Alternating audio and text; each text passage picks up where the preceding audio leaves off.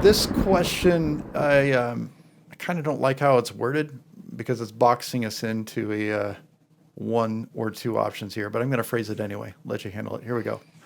Do we carry over undone work to the next sprint, or is the sprint extended? Sounds like you got two options, guys. Pick Ooh, A or B. I'll take this one. Which is the best answer? C, false dichotomy. Next. No, I think is neither one, and that may sound a little surprising. First of all, I don't think carryover is a thing in Scrum. I see it all the time. It's like, oh, this much work is new work, and this much work is carryover.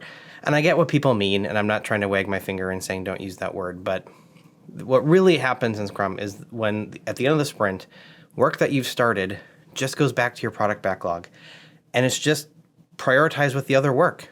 It's all just work. We like to make these little special distinctions like, oh, this is innovation work, and this is defect fixing, and this is carryover. But at the end of the day, it's all just work. And just because you started something doesn't magically give it higher priority than other things. I know myself personally, I get this like emotional attachment to something that I've started, and I really, really want to finish it. But the reality is, it may or may not be the most important thing for us to do next. And just because we've started it doesn't mean it changes. So it might end up in the next sprint after we put it back on the product backlog if it's still the most important thing to do. But it might not. We might shelve it for a couple of sprints. We might never come back to it. And we just have to kind of deal with that.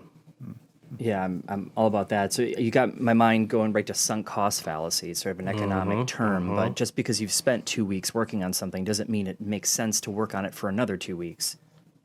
In general, we'd like to see in Scrum you finish things in smaller increments to limit risk and make sure you're delivering value on a regular basis. But sure, once in a while, you're going to start something and you thought it was 2 weeks of work. Turns out it's 3.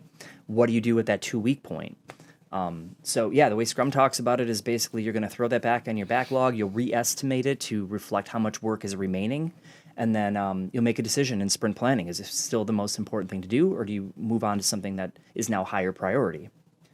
This idea of extending the sprint, divide by 0. Like, there's no such thing as extending the sprint, just like you wouldn't extend the financial quarter. You're not going to extend the year 2023 to add 6 more days.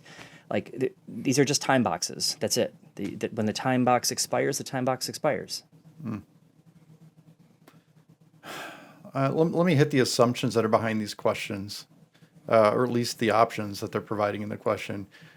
Do we carry over undone work to the next sprint? Like, what's the assumption there? And I think, Robb hit on that with this idea of sunk cost fallacy. We have to now that we're already in progress, we must carry it over. And that's an assumption that's false. We don't.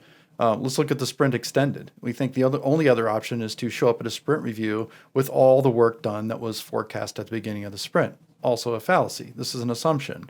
Let's kick out the assumptions and look at what's possible. Can we go to a sprint review with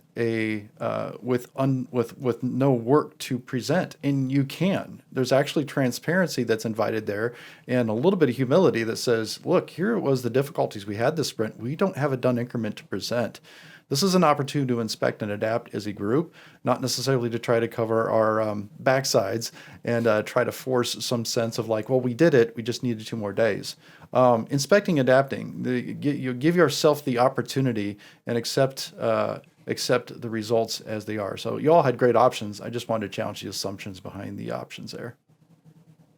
Hey there. So if you're here and this is your first time, and you're interested in growing in your agility and understanding things like Scrum and other agile topics, then be sure to get started by hitting that subscribe button and also that bell. You're going to get notifications, and I don't want you to miss out on a thing.